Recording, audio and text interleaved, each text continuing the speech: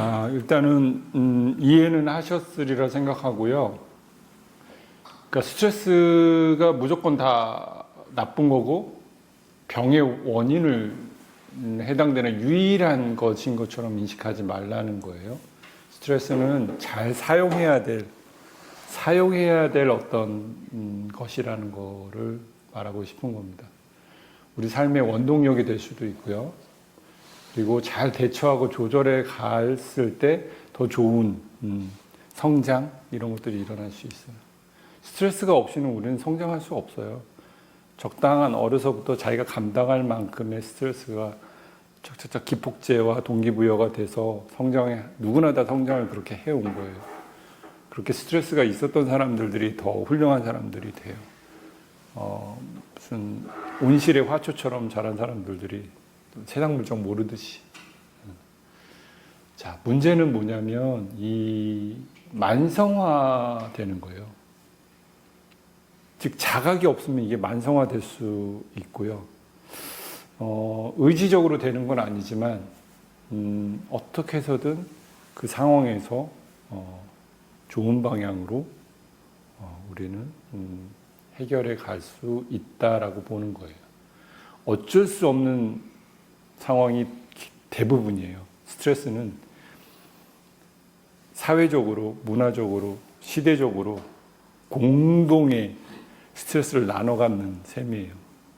그게 뭐 정치적이든 어떤 문화적이든 다 공통적으로 개개인들은 그걸 다 흡수하고 그걸 처리하게끔 되어 있어요. 자, 디스트레스가 이제 우리에게는 우리의 의미에서는 긴장인 거예요. 부정적 의미도 가지고 있습니다. 교감신경이 과흥분 상태에서 에너지를 고갈하고 있는 상태로 스스로 문제를 풀어가려 압도되어 버린, 풀어가려고 하지만 자기가 압도돼 버린 일처리만을 투쟁적으로 하다가 결국은 부교감신경의 회복 시기를 놓쳐버리거나 무시하거나 스스로 알면서도 무시하는 거예요.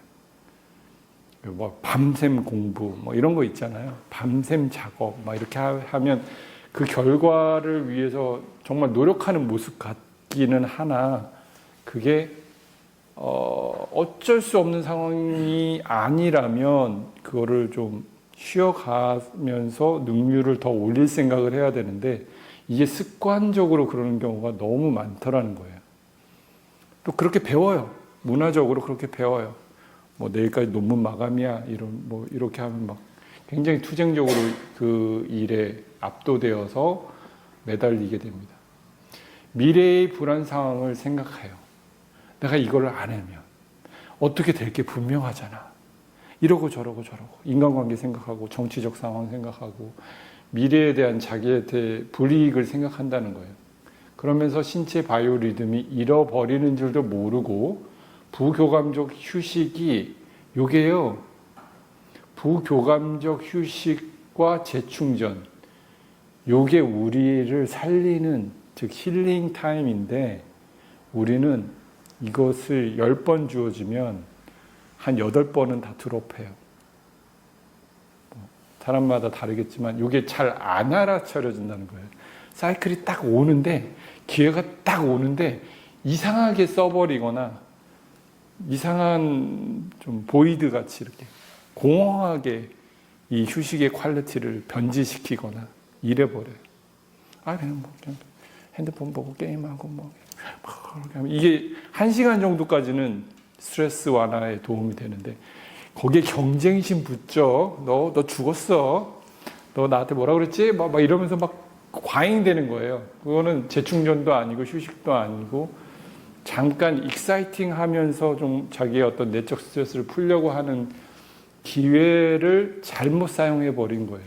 그게 나쁘다가 아니에요. 게임이 나쁘다, 뭐 이런 게 나쁘다가 아니에요. 그걸 잘 사용해서 이거를 휴식으로 재충전을 했느냐 안 했느냐가 되게 중요하다는 거예요. 그래서 끝나고 나면 알지 않아요? 원래 1시간만 게임하려고 했는데 우리 애들 잘 보세요. 1시간만 하려고 그랬는데 밤을 새죠.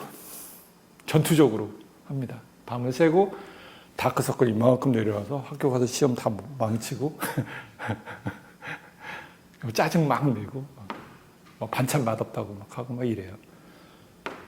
그리고 질병에 취약해진다는 건 당연히 알 거고요. 스트레스의 원인을 알아차리지 못하면 이렇다는 거예요. 즉 관찰과 자각을 해서 그 사이클을 딱 인식하고 아, 나 지금 잘래.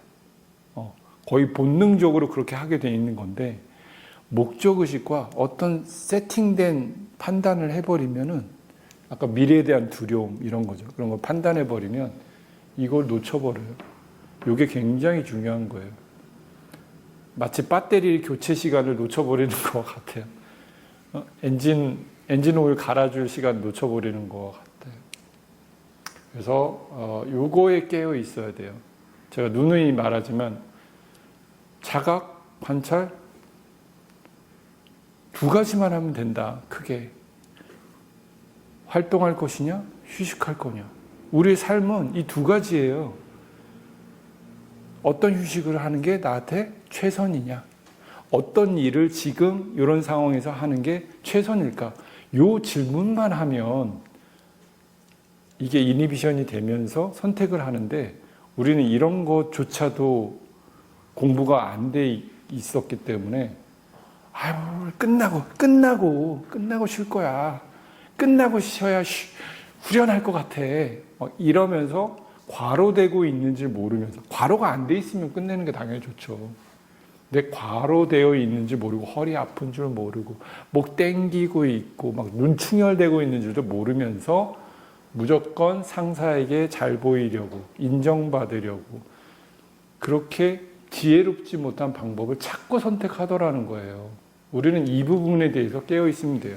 휴식이냐 활동이냐, 차를 마실 건지 목욕을 할 건지, 이렇게 천천히 독서를 할 건지, 자기가 좋아하는 시집을 읽든지, 아니면 누워서 세미스파인을 하든지, 이런 것들 친구한테 전화해서 잠시 수다를 떨든지, 이거 다 휴식이에요. 생산적이지 않다라고 생각하지만 휴식의 퀄리티는 우리가 선택하는 거예요. 아, 나 너무 스트레스가 많았다. 한 일주일간 나 여행을 갈래. 이런 거 하잖아요. 일에 대한 선택도 중요해요. 지금 내가 지금 머리가 쌩쌩하니까 나는 지금 논문 준비를 할래. 아, 내가 지금 굉장히 피곤하니까 지금은 아주 조금만 해도 좋은 성과가 일어나는 가벼운 일을 선택할래. 지금 오전이니까 나는 중요한 일을 계획하는 걸 할래. 뭐 이런 식으로 해야 되는데 이런 게 잘 돼요? 막상 잘 안 돼요. 이게 AT를 삶에 적용하는 첫 번째 관문이에요. 이게 안 되잖아요. 그럼 나머지 디테일한 것들은 안 돼요. 휴식과 활동 이 큰 카테고리를 선택 못 하는데 디테일한 거 선택할 수 있어요? 저 남자하고 만나야 되냐 안 만나야 되나. 제가 보니까 돈은 있는 것 같은데 머리가 왜 이렇게 멍청하고 못생겼어. 이런 것들은 더 훨씬 어려운 거예요. 여러분. 아, 나 지금 힘들어. 몸만 체킹하면 알 수 있는 거잖아. 나 긴장됐어. 해소할래. 세미스파인 5분. 이렇게 할 수 있잖아요. 아니, 나는 이거 세미스파인은 안 되고 막 누구하고 막 이렇게 수다를 떨든지 막 운동을 막 하든지 해야 될 것 같아. 그 감각을 우리가 3년 동안 배운 거예요. 고유수용 감각을 깨우면 그 감각이 올라오거든요. 아, 나는 지금 프레시한 공기가 필요해. 아, 나는 지금 뭔가 짭짤하면서도 이렇게 그런 익사이팅한 맛이 필요해. 이런 감이 있어야 되는데 우리가 그걸 못해요. 오버 스트레스 되면 이런 감각들을 활용을 못해요. 그냥 누적된 스트레스를 푸는데 급급해요.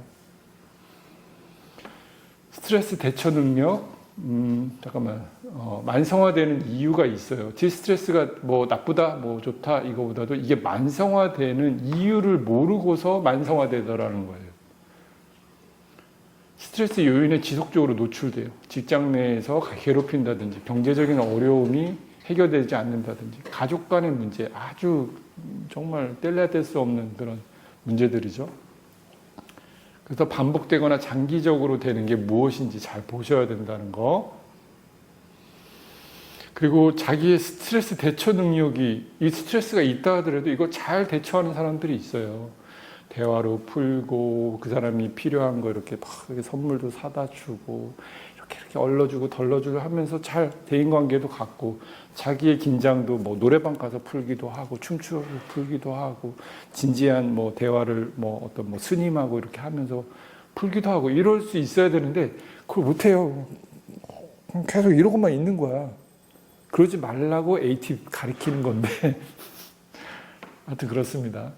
심리적 취약성이 정말 많습니다. 심리적 취약성 때문에 그러니까 우리의 뇌가 잘 발달하는 그런 과정이 매우 필요합니다. 또 자기가 자존심이 낮은지, 완벽주의 성향이 있는지, 이런 것들에 있어서 스트레스를 더 키우고 있는지, 이런 거를 알아차려야 돼요. 신체적인 영향 당연히 있겠죠. 코르티졸의 문제에 의해서 위기 상황에 자꾸 반응하는 거. 그러니까 우리가 호흡이라든지 어떤 기본적인 그라운딩이라든지 프라이머리 컨트롤이라든지 이런 것들이 스트레스를 감소하는데 정말 중요한 거예요. 비근한 예로 제가 챗 GPT한테 뭐 다른 여러 가지 이제 그럼 항상 그 관련이 없는데도 항상 위스퍼를 하라고 나오더라고요. 너무 놀라웠어요. 정말 카테고리가 다른 분야를 했는데도 스트레스 관련된 부분에서는 항상 위스퍼가 나오고 있어요. 뭐 모르겠어요. 왜 그런지는. 사회적 고립 또는 지지가 부족한 경우, 이것도 매우 중요합니다. 자기가 힘들 때 이렇게 지지해 줄 수 있는 사람이 주변에 있느냐 없느냐에 따라서 인간이 무너지기도 하고 살아나기도 해요. 자살하기도 하고 끝끝내 문제를 회복하기도 해요. 우리보다 더 취약하고 어려운 환경에서 정말 천의 고아에 정말 온갖 안 좋은 정말 폭력적인 분위기에서 힘들게 막 자수성가해가지고 사는 사람들 정말 많습니다. 자, 그래서 자기 하기 나름인 부분이에요. 첫 번째, 관찰을 해야 된다. 내가 어떤 상황에 스트레스를 경험하는가, 내 심신의 변화는 어떻게 일어나나, 보이지형 감각적으로 잘 의식하고 내수형 감각 잘 이용하시고, 그런다고 해서 여기서 이거를 또 잘못 해석하면 안 돼요. 나 여기 아프잖아. 나 큰일 날 것 같아. 이런 식으로 과잉 해석하면 안 돼요. 이렇구나. 관찰이라는 거는 언제나 구나로 끝나요. 긴장됐구나. 화가 났구나. 우울해지는구나. 이렇게 봐야 되는데, 나를 우울하게 만들었잖아. 네가 나를 기분 나쁘게 만들었어. 나 기분 나쁘면 안 돼. 막 이런 식으로, 이런 에고이스틱하게 들어가지 말라는 거예요. 좀 객관하고 선선하게 지금 그러고 있구나. 내가 무엇 때문에 이러이러한 생각을 하니까 이렇게 기분이 나빠지는구나. 이렇게 좀 선선하게 한 걸음 뒤에서 볼 줄 알아야 된다는 거예요. 요즘 자기 객관화라고 많이 표현하죠. 내부 조건은 무엇이었나? 욕구, 욕망, 학습, 행동. 뻔해요. 이것만 잘 정리하면 딱 답이 나와요. 근데 이 정리를 못하는 거예요. 생각하지 말고 글로 쓰는 게 더 좋은 사람들은 생각하면 너무 복잡하니까 무슨 지금 회사하고 무슨 계약건이 있는데 이게 누가 중간에서 이간질을 해가지고 나한테 이 계약건이 안 와가지고 내가 스트레스를 받는다. 이렇게 쓰란 말이에요. 그랬더니 어떤 감정을 느꼈나? 너무나도 억울하고 분노심이 느껴지고 막 짜증이 몰라와서 막 이러더라. 이거 쓰라는 거예요. 이걸 하면 나의 욕구는 무엇이었는지 안다고. 나는 사실 이번에 잘해가지고 진급도 하고 뭐 이러고 싶었는데 이번 계약건을 틀어지면 나는 이제 미래가 없다라고 내가 스스로 막 자꾸 생각하는구나. 그래서 자꾸 이상한 행동을 했어. 그 친구한테 막 밤에 막 새벽에도 전화해가지고 따지고 막 이런 이상한 행동을 했어. 그거에 대한 여파 속에 들어가 있구나를 알아차리면, 관찰 자각을 하면 거기서 최선이 무엇인지를 그래도 답이 나오는데 계속 이상한 행동과 이상한 말을 해. 너 나와서 뭐 싸우자, 뭐 고소하자, 왜 이상한 비이성적인 행동들을 해버리는 경우가 많다는 거예요. 그래서 최종적으로 어떻게 자기를 사용할 것인지, 스트레스에 대응하는 자기의 사용. 이게 중요하다.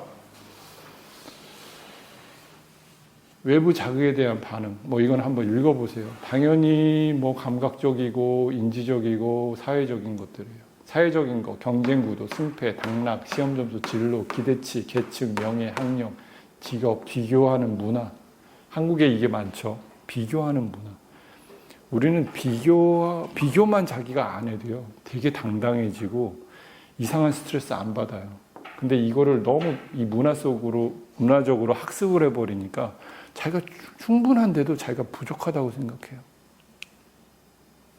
자, 요거는 참고적인 건데, 우리가 공포 반사라는 걸 알잖아요.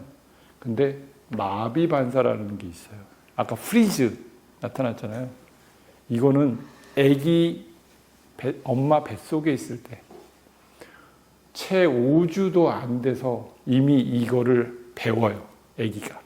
태아가 배워요. 그렇게 해서 이게 잘 발달되고, 그게 프라이멀 컨트롤의 시작인 것 같아요. 제가 봤을 때는. 그리고 이제 원래 영상이 있는데, 이렇게 뒤로 머리만 조금만 탁 제끼면 팔다리를 쫙 뻗으면서 탁 일어나려고 하는 반사가 있어요.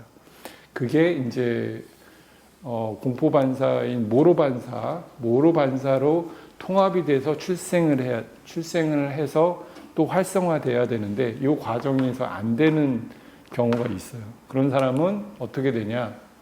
태아기에서 얻었던 이런 부분들이 나중에 되면, 왜 이렇게 너무 수줍음 많이 타는 아이들 있잖아요. 엄마 뱃속에 탁 숨고 이렇게 빼꼼히만 보고 혼자 외톨이로 혼자 사회생활을 잘 안 하려고 그러고 혼자 집안에서만 있으려고 그러고 조금만 소리가 나도 너무 예민해하고 미각도 예민하고 후각도 미안하고 이런 것들. 그래서 공포반사 어깨 움츠리고 자기 보호하려고 하는 반응인데, 이게 과도하게 일어나는 그런 발생학적인 과정이 있다. 요거는 제가 좋아하는 영화에서 제가 따온 건데, 혹시 천하장사 마돈나라고, 얘가 씨름 선수가 되려고 하는데 옆에 있는 친구예요. 근데 장면이 아주 우리가 표현하기 좋은 이 복근과 횡격막이 잔뜩 긴장이 들어간, 이것 때문에 목은 어쩔 수 없이 나오게 되는 이런 프라이멀 컨트롤이 긴장 상태에 들어갔을 때의 모습이에요. 이런 게 대부분이라기보다는 어쩌면은 이러한 공포마비 반사와 연결이 되어 있는 패턴이에요. 아무리 뭘 해줘도 얘는 쉽게 바뀌지 않아요. 너는 무슨 의자에 잘못 앉아서 맨날 공부하니까 그렇게 됐다라고만 생각하지 말라는 거예요. 이것 때문에 우리는 핸즈온이 필요한 거예요. 굉장히 무의식적인 채널부터 오랜 시간 반복해오면서 이게 결함되거나 결핍된 부분들이 있기 때문에 그래요. 그래서 터치가 너무 중요하다는 걸 이제 알게 돼요. 터치. 가장 원초적으로 제일 먼저 형성되는 생후 5주에 나타나는 거예요. 이런 얘기는 좀 그렇지만은, 그러니까 뭐 태교 되게 중요한 거고요. 이렇게 애가 이렇게 있을 때 뭐 이렇게 좀 나쁜 상황을 이렇게 발로 탁 채이거나 뭐 뭔가 이렇게 주먹으로 채이거나 그러면 아까 그 상태가 되는 거예요. 태어나서 애가 이렇게 움츠리고 살아요. 평생을. 그렇다는 거. 그래서 하여튼 모든 문제들을 다 안고 살아요. 한 참고하시고, 디스트레스로 인한 근육 경직이 우리한테는 굉장히 시각적으로 잘 드러나기 때문에 알 수 있어요. 교감신경 항진되니까 그렇고요. 공포반사 당연히 일어나고, 그리고 중요한 건 이거예요. 경직된 피로가 과민한 감각 영역은 이마, 턱, 목, 어깨, 흉곽 이런 순으로 가요. 그 다음 복부, 내장기 이런 식으로 가요. 이 교감신경이 예민한 파트들을. 이게 바로 중추 조절을 우리가 내 목이 자유롭다, 내 머리가 가까이 위로 향한다 이렇게 하는 거라든지, 제가 긴장해소 가이드도 얼굴에서부터 이렇게 해가지고 다시 또 얼굴로 와서 이렇게 하는 이유가 다 이거예요. 그리고 호흡, 위스퍼와 같은 호흡이 인스마일과 함께 반드시 돼야 되는 이유가 또 설명이 되는 것들이에요. 쭉 한번 읽어보시고요. 즉 근육이 풀리지 않으면, 즉 구조적으로 완전히 걸려버리면 디스트레스에서 쉽게 못 벗어나요. 내가 돈 문제 해결해 주고 뭐 애정 문제 해결이 되면 당연히 회복이 쫙 돼야 되죠. 그렇잖아요. 근데 안 되는 사람이 있어요. 그 다음 디스트레스로 넘어가요. 자기가 만들어내. 막 인간관계를 막 일부러 더 꼬이게 만드는 경우도 있어요. 왜? 아직도 이 텐션이 남아있으니까 그 불만으로 뭔가를 긁는 거예요. 그래서 우리가 이렇게 중추조절 회복이나 이런 게 너무 중요한 거예요. 그래서 FM은 이렇게도 말했죠. 나는 신체적인 것보다 정신적인 것을 더 많이 깨닫게 되었다. 이건 그렇게 되었다라는 것이지 이것이만이 중요하다 이 뜻은 아닙니다. 그래서 저는 이렇게 봅니다.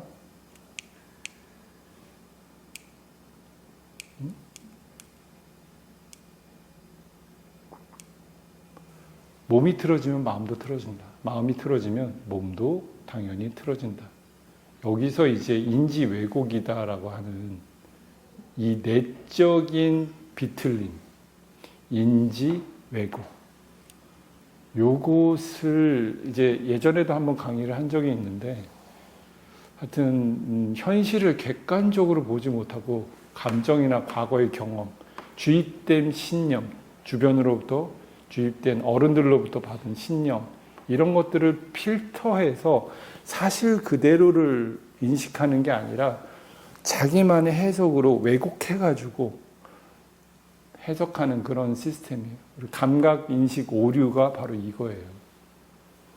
그래서 사고의 과정이 언제나 비이성적 방향으로 흘러가고 있는데도 그것을 인식이 안 돼요.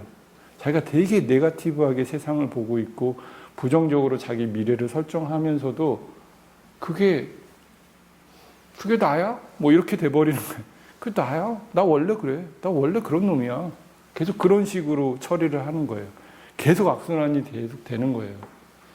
사실을 망각한 채 자신이 원하고 믿고 싶은 대로만 그게 옳다고 고집하면서 많은 정신적, 신체적 문제들과 복잡하게 얽힙니다. 인지 왜곡에 의해 현실을 온전히 인지하지 못함으로써 잘못된 판단으로 자신에게 잘못된 디렉션을 줍니다. 그걸 또 학습, 반복하면서 자아는 부정적으로 강화됩니다. 이 스트레스를 스스로 만들어내면서 자신을 공격하게 된다. 자가 면역 질환처럼 자기가 자기를 공격하면서 브레이크다운, 점점점 스트레스를 가중하는 방식으로 가요. 그래서 자기를 먼저 사랑해야 되는 이유가 이거예요. 자기를 먼저, 자기 몸을, 자기가 싫으면 자기 몸이라도 자기의 생명, 고귀한 생명이구나라고, 신성한 생명이구나라고 인식하고 몸에 대한 개념을 자꾸 바꿔줘야 돼요. 오랫동안 인지 왜곡이 관찰 자각되지 못한 채 수정되거나 재성립되지 못하면 부자연적인 생체 리듬과 특정 감정 패턴에 사로잡히게 되고 그것이 시간이 오래되면 몸의 구조 기능으로 바뀌는 거예요. 즉 자기의 사용으로 드러나요. 이상한 사용을 하는 거예요. 자기도 모르게. 이 뿌리가 굉장히 깊은 거예요, 여러분. 그래서 뭐 어느 한 근육만 단련한다고 해서 되는 거 아니고 어느 근육 스트레칭 한다고 해서 되는 거 아니고 어떤 부위를 막 마사지 한다고 되는 게 아니에요. 전체적으로 갈 수밖에 없어요. 그래서 디스트레스가 오래가는, 즉 만성화되는 이유는 이런 것들이에요. 인지 왜곡이 대표적이에요. 신체적인 것도 있겠지만 오늘은 요거를 포인트 삼아 얘기하는 거예요. 예를 들면 이런 거예요. 아까 뭐 상사가 그날 뭐 과로를 해가지고 그냥 이렇게 하고 지나갔어요.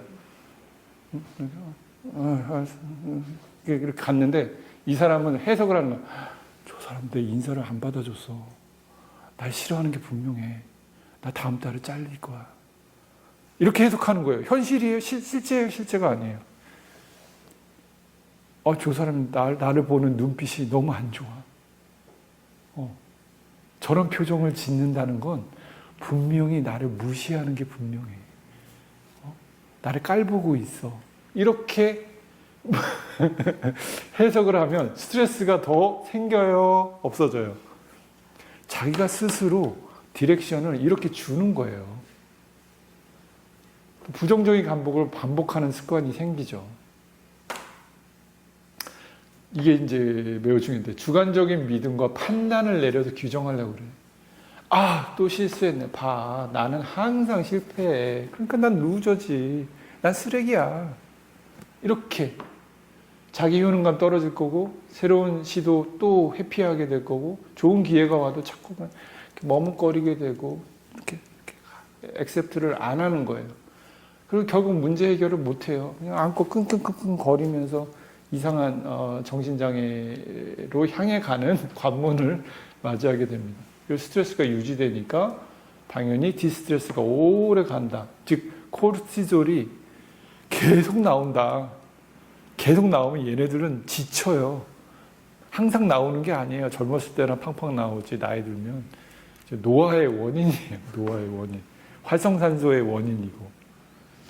자기 비난과 수치심이 증가해요. 너무 개인화된 이야기. 다 나 때문이야. 다 내가 잘못한 거잖아. 이게 착한 말인 것 같잖아요. 아니에요. 이거 완전히, 이건 문제 있어요. 다 나 때문이야. 이렇게 해서 해석하기를 좋아해서 문제를 회피하는 경향인 거지, 이게 어떤 해결책이 아니에요. 겸손한 거라고 착각하지 마세요. 진짜 겸손하면 이러지 않아요. 완벽하지 않으면 난 실패야. 이번 시험 100점 안 받았으니까 난 실패야. 나 이번 95점밖에 못 받았네? 나는 이제 엄마한테 혼나겠구나. 이렇게. 어린 시절을 이렇게 보내면 힘들어지는 거예요. 그럼 내면의 압박과 부정적인 감정이 지속적으로 하죠. 어느 날 하루 뻥 터지겠지. 자, 신체적 스트레스 반응도 오래 신체적인 게 이게 중요한 거예요. 우리 마음의 문제를 간접적으로 이렇게 풀어가야 된다는 거예요.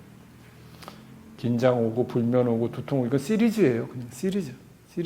근육 긴장되고 척추 아프고 막 비틀리고 골반 비틀리고 막 온갖 것들이 다 비틀립니다.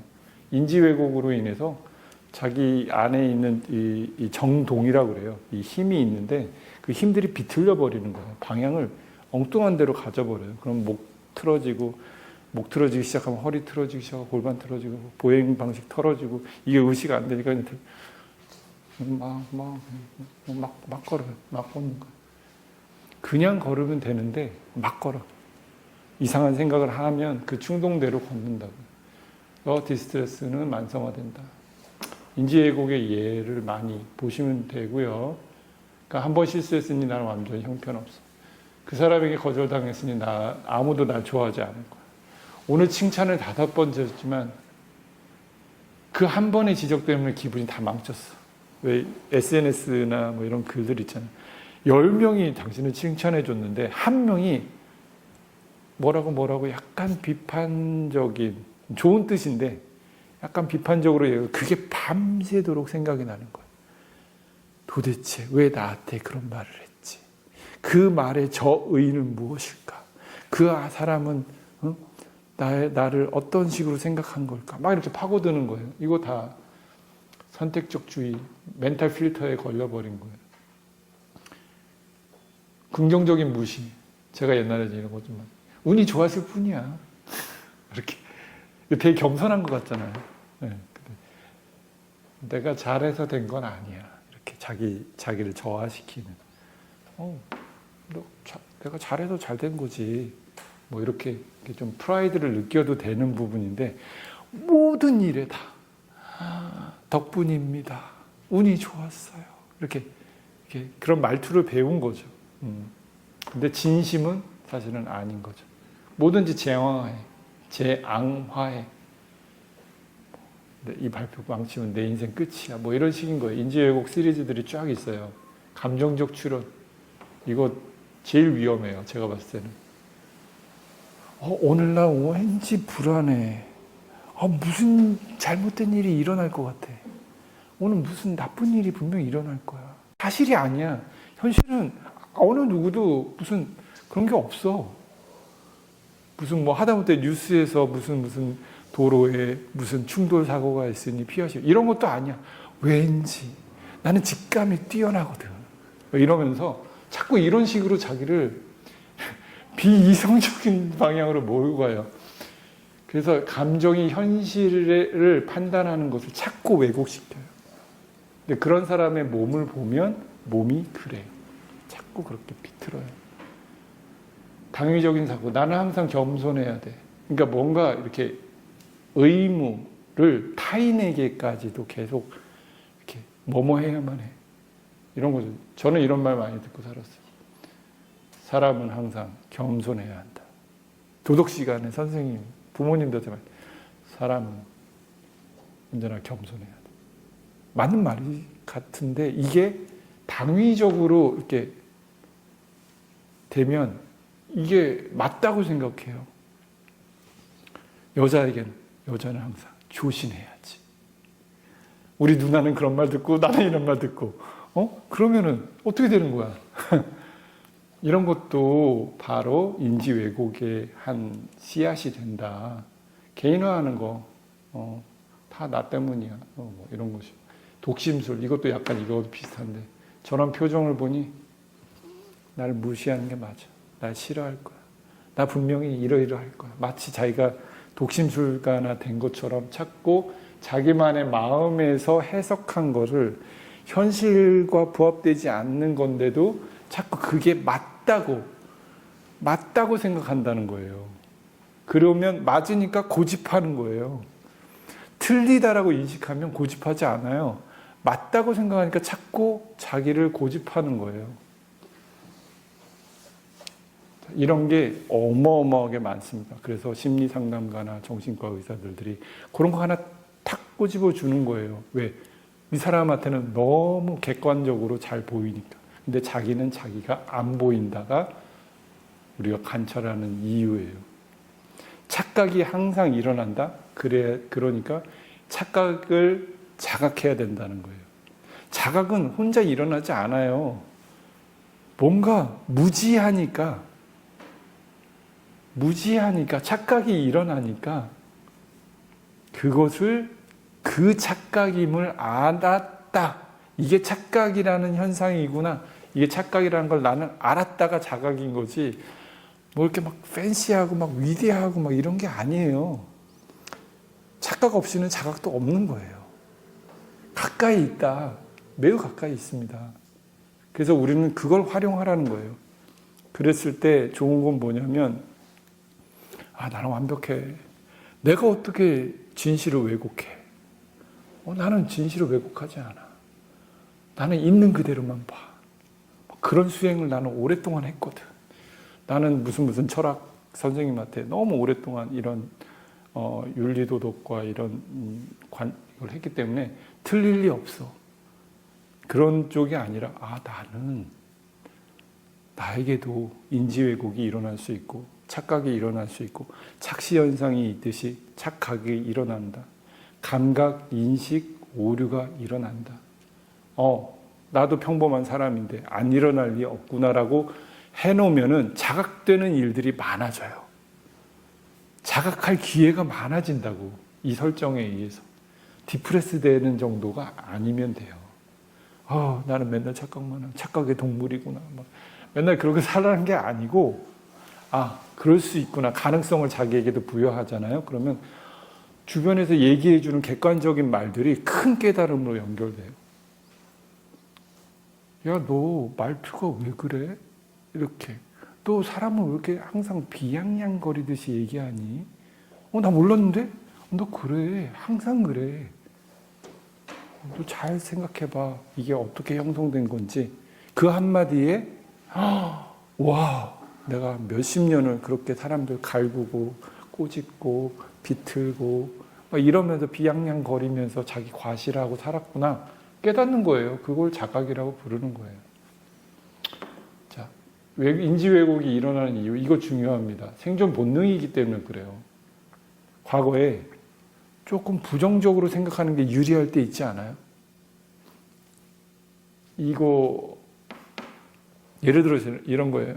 우리 어머니가 자주 하는 TV에서 야 북한에서 미사일 쐈대. 야 너는 집에 쌀 있니?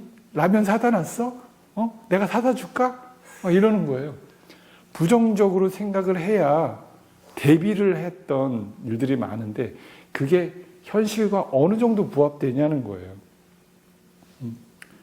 미리 옛날에 원시시대 때는 이게 유리했어요. 야 지금 많이 먹어도 우리가 이제 언제 굶을지 몰라. 그래서 이렇게 하는 경우가 있는데 그 시스템이 그대로 우리에게는 fight and flight로 남아있는 거예요. 뉴스에서 그 미사일 뿅 하는 것만 보면 마트 가가지고 막 사는 거예요.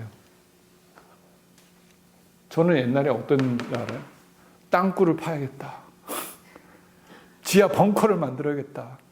살아남으려면. 아니 전화해서 행정타운에 가서 여기 같이 모여서 사는 벙커가 좀 어디 있나요? 이거 알아보면 되는 건데 무식하게 땅을 파야 된다고 생각하는 시절이 있었다고요. 얼마나 무식해요. 그 착각이 일어난다니까. 이런 스트레스가 오잖아요. 그런 학습이 됐잖아요. 부모로부터 그러면 이렇게 해야 돼. 이렇게 학습이 되면 그대로 전이 되듯이 그걸 반복한다니까요. 부정적으로 사고를 하는 거예요. 학습된 신념. 과거에 누군가가 계속 이게 맞아, 이게 맞아, 이게 맞아, 이래야 돼, 이게 해야 돼. 그 당위적인 걸 계속 얘기하면 그게 당연히 당위다라고 생각하고 자기 경험을 다 무시해요. 자기 경험상은 그러지 않아도 그럴 리 없어. 그게 틀릴 리 없어. 이렇게 되는 거예요. 이게 인지 왜곡이 인지 부조화로 넘어가는 거예요.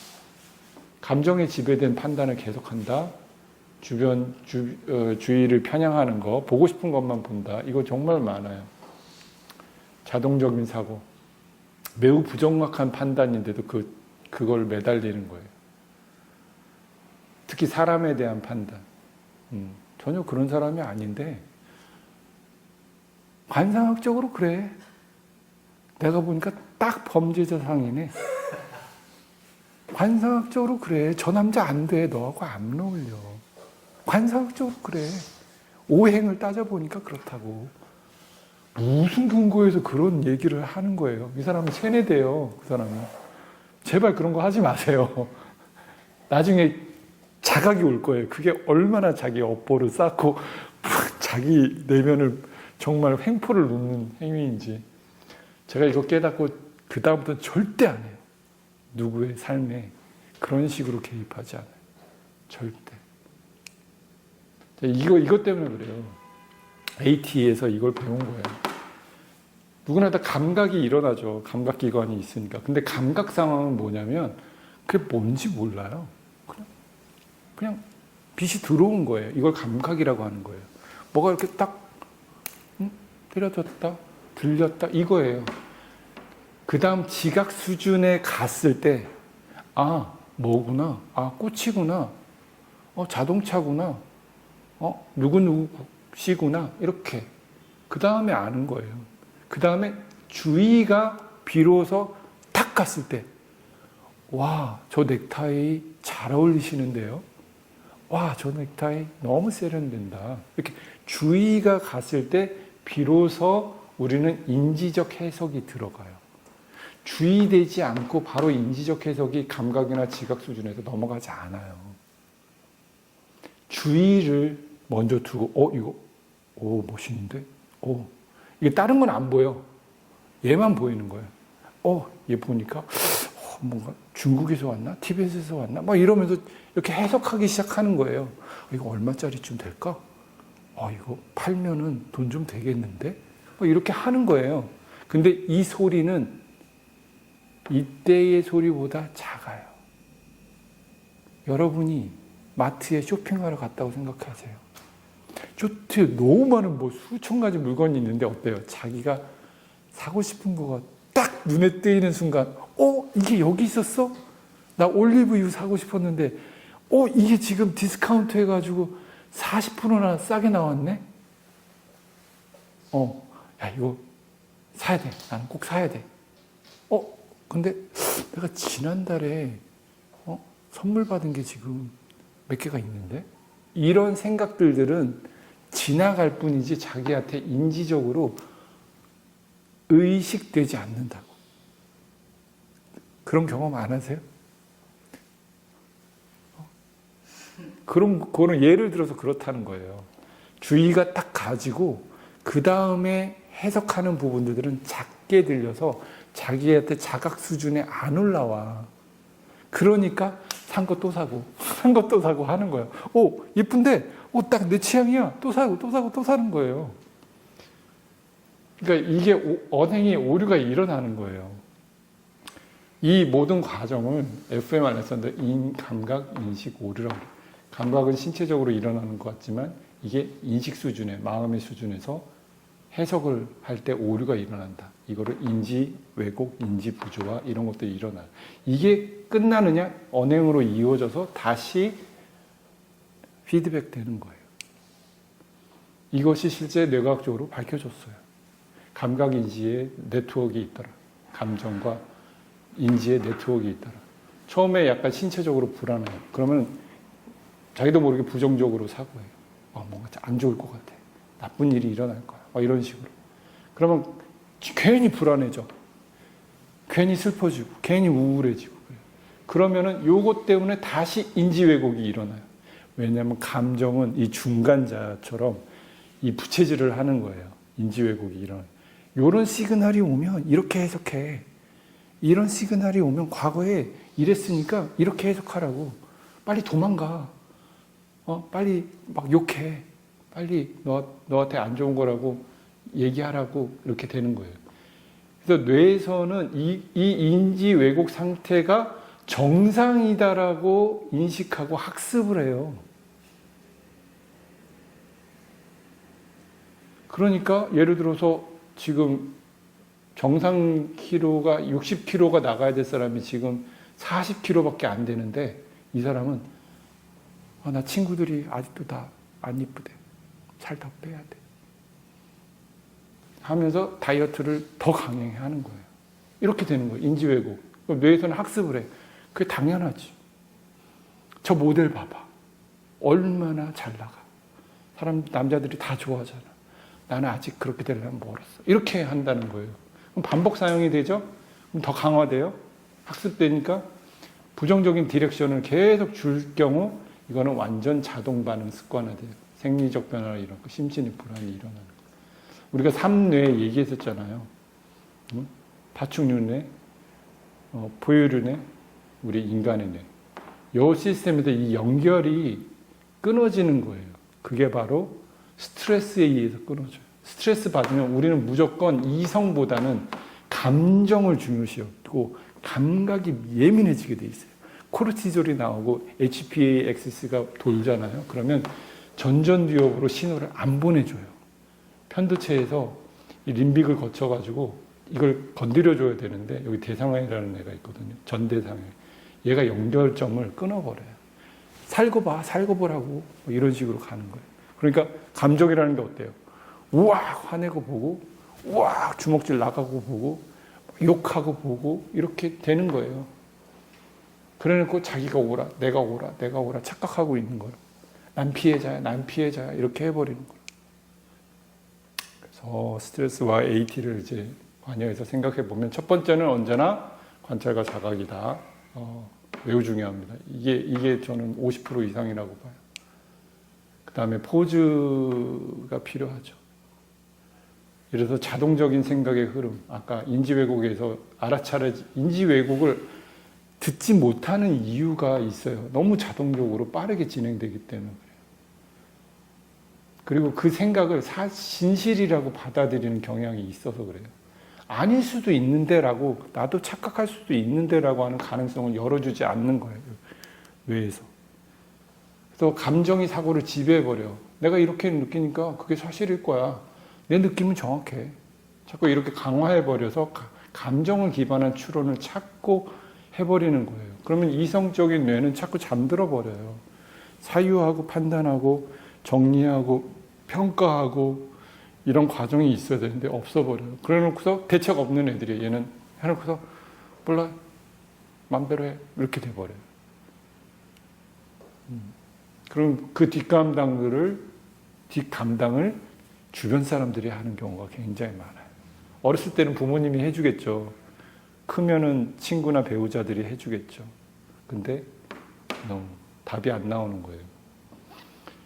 기존 믿음을 고수하려고 하고 자아를 보호하려고는 본능이 일어나서 투사를 하고 합리화를 해요. 계속 방어 기제가 켜지는 거예요. 우리는 AT적인 입장에서 방어 기제를 잘 관찰하는 게 좋다. 얘가 나쁘다 좋다를 넘어서서 대부분의 우리의 정신적 문제는 여기서 출발해요.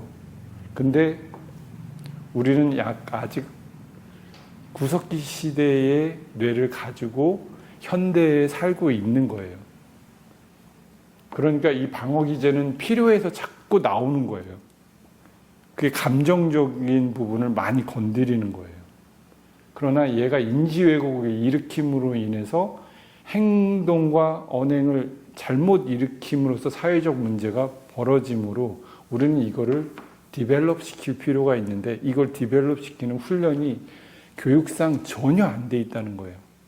공교육에서는 전무하다라고 저는 보고 있어요. 그러니까 알렉산더 테크닉이든 뭐든 이런 인지 왜곡을 관찰하고 뭐 명상을 시키든 뭐든 이렇게 해줘야 되는 거예요. 명상이 중요한 이유가 심리 해석자가 달라붙어 너 이렇지 저렇지 이렇게 안 하고 너가 봐봐 직접 네 거울 네가 들여다봐 이렇게 해주는 역할을 또 하기 때문에 그래요. 그러고 나서 객관화해. 실제야? 그게 진실이야? 그게 진짜 다 너 때문이라고 생각해? 너가 실수해가지고 그 사람이 죽은 거야? 그게 사실이야? 사실 아니잖아. 그 사람은 자동차에 치여 죽였어. 네가 욕해서 죽은 게 아니야. 욕해서 죽은 게 아닌데 죄책감에 빠지는 거예요. 하여튼 이렇게 해서 자기 정체성, 자아가 생기는 거예요. 이 자아가 결국은 이 인지 왜곡의 주범 같은 건데 얘를 잘 다뤄줘야 돼요. 얘를 무조건 어떻게 학대해서는 안 돼요. 그래서 이 차원은 이제 다음에 또 얘기하겠습니다만 스트레스나 피로로 인한 사고력이 저하된다. 긴장에 의해 뇌의 피로, 체력 저하, 근육 패턴에 의해서 감각 운동성, 충동에 의해서 정서 불안된다. 반응을 멈추면 이러이러한 포즈를 하면 우리가 포즈가 굉장히 중요한 이유가 여기서 나와요. 이게 아까처럼 굉장히 빠르다고 그랬잖아요. 인지 왜곡이 일어났을 때 어떻게 포즈를 하는지를 계속 훈련을 하고 연구를 할 필요가 있어요. 특히 감정적인 흥분에 의해서 자동적으로 반응하기 때문에 그래요. 그래서 잠깐 멈추고 한번 잘 객관적으로 나를 좀 들여다볼까? 이런 태도가 필요하다는 거예요. 그러니까 내용보다도 관찰한 내용보다도 그런 태도 선선하게 보고 있는 뭘 안 알아차려도 돼요. 무슨 내용 파악이 안 돼도 돼. 그러고 이렇게 좀 차분하게 있는 게 저는 더 중요한 거라고 생각해요. 그게 의식이에요. 그러면 이렇게 함으로 인해서 정서적으로 안정이 되고 신체적으로 안정이 되고 우리 같은 경우는 그라운딩이나 호흡 기술들이 있으니까 더 잘하게 된단 말이에요. 일반인보다. 그렇게 되면 어느 순간 탁 떠올라요. 내가 집중할 때는 안 되더니 어느 순간 탁 떠올라요. 이 경험들 많이 해보셨을 거라 생각돼요. 하여튼 중추 조절을 이제 심신의 일치점에 매우 중요하다. 숨을 쉬면 위스퍼를 하면은 여기 이제 뇌의 내장 감각 네트워크가 있어요. 인슐라라고 하는 부분과 전 대상회라는 부분이 딱 교감신경을 활성화시켜요.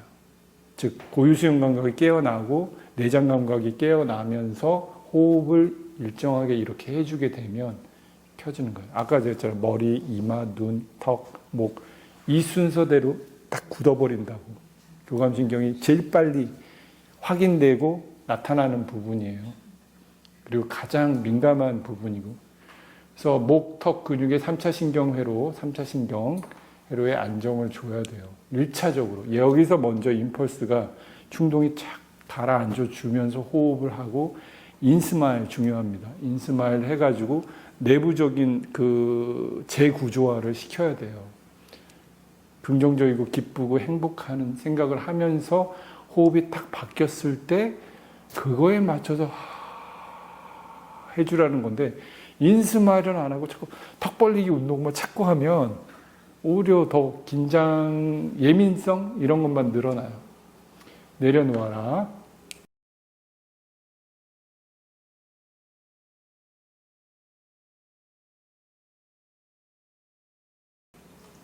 디렉션을 바꿔라. 예를 들어서 야 큰일이야 난 못해 난 바보 같아 이게 아니라 괜찮아 그냥 부딪혀보자 재미있겠네 이 정도만 해줘도 쉬프트 되더라는 거예요. 여기 막 저기 편두치 막 켜지고 림빅에서 막 난리가 나는 것이 이렇게 바꿨더니 이런 말을 하면 여기서만 활동 전이가 일어나다가 괜찮아 부딪혀보자 재밌겠다 이렇게 하면 여기 전전두엽이 켜지면서 얘네들을 다 밸런스를 잡아준다는 거예요. 편도액도 잡아주고, 뭐 이상한 기억회로들도 잡아주고 다 해요. 그걸 경험하라는 거예요, 여러분. 이걸 많이 경험하셔야 돼요.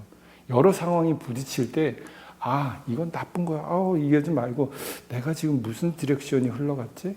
나는 지금 뭐라고 해석했지? 인지왜곡이 일어났구나. 포즈. 숨 쉬고, 그라운딩하고, 편안하게 한 다음에 내가 이런 디렉션을 줬으니 이제 이런 디렉션을 줘보자. 요거까지만 가면 끝. 더 이상도 아니에요. 그럼 이게 유스트레스로 바뀌어요.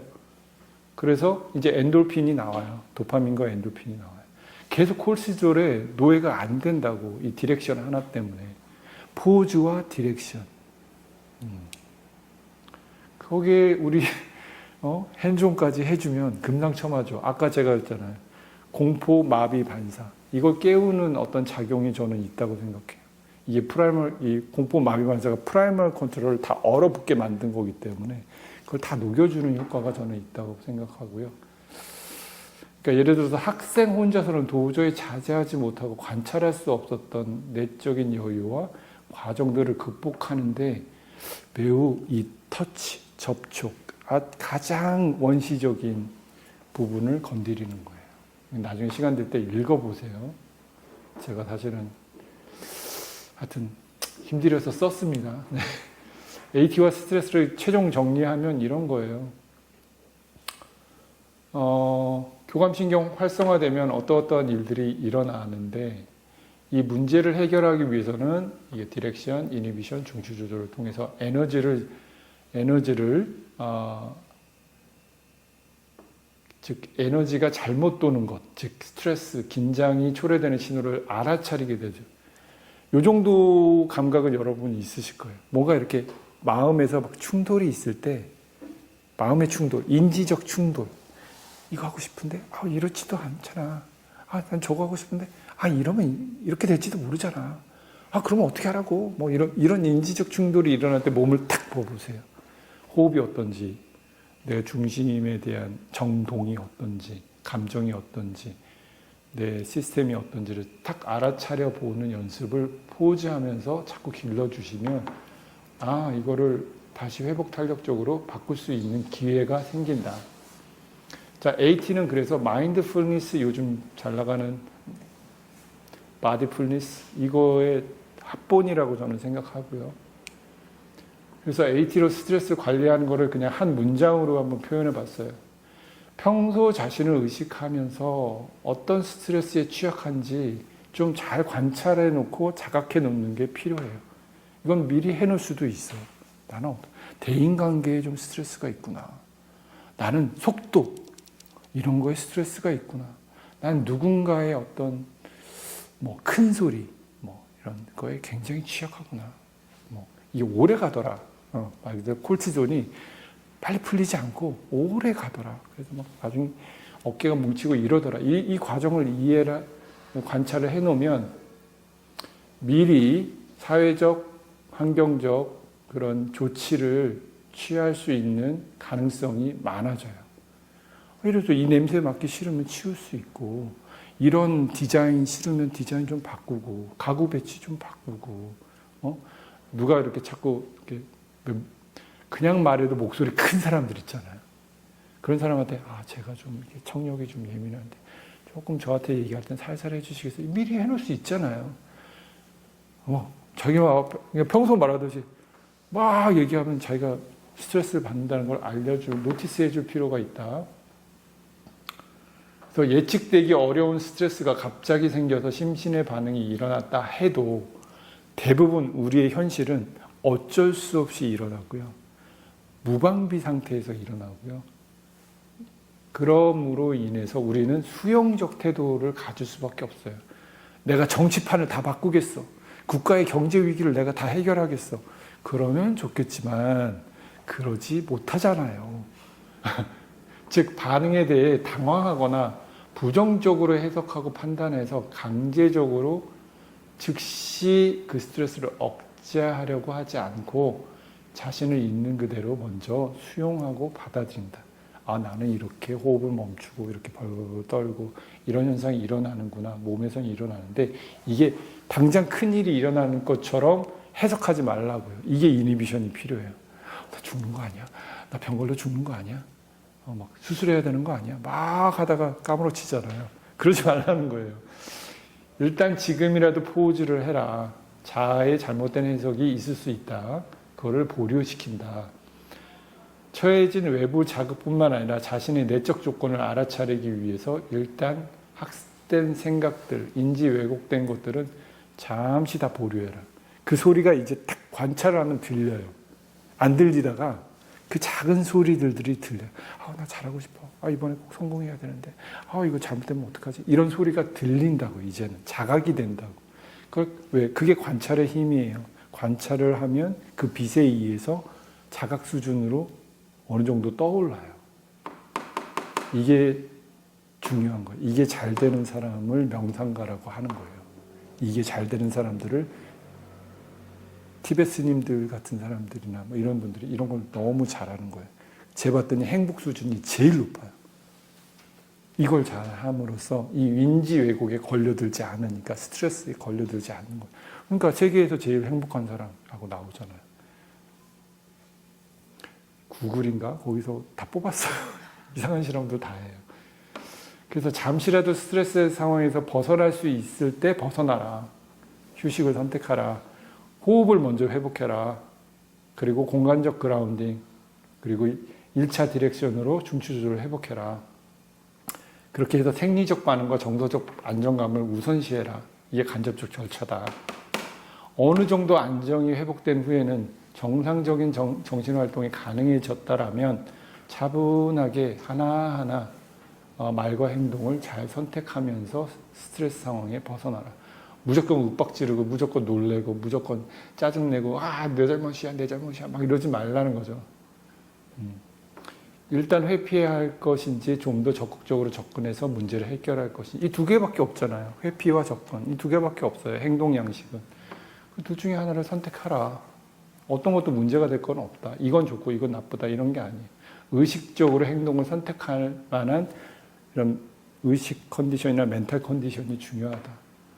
체력적으로 저희가 도저히 안 되는 것 같으면 회피는 좋은 전략이다. 충동, 감정 변화, 오고 가는 생각들, 몸의 반응을 통해 명료히 알아차리는. 즉 에고에 속지 않는다는 거예요.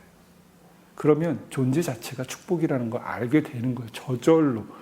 막 대단히 무슨 뭘 알아야 하는 게 아니라 저절로 알게 되는 거예요.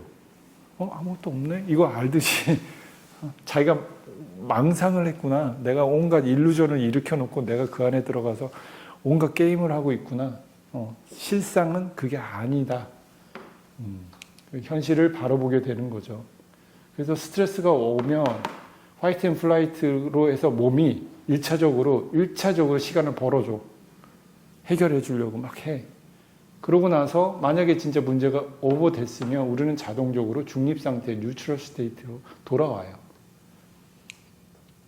예를 들어서 이렇게 평소에는 스트레스가 없어. 그러다 갑자기 어떤 사건이 빵 벌어지면서 막 교감식 이형이 출렁출렁 거리겠죠. 에너지 레벨이 하이 돼가지고 막 심장 뛰고 자기 아무리 차분하게 하고 싶어도 안 돼요. 이 상황에서는.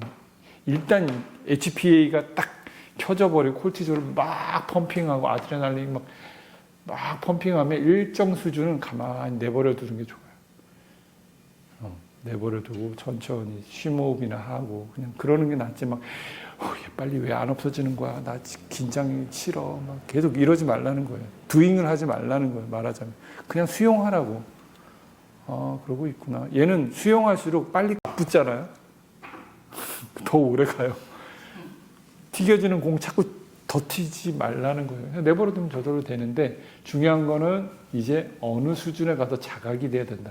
하루, 이틀, 3일, 4일, 5일 어느 수준에 가서는 휴식을 쫙 하면서 이래서 내가 이랬구나.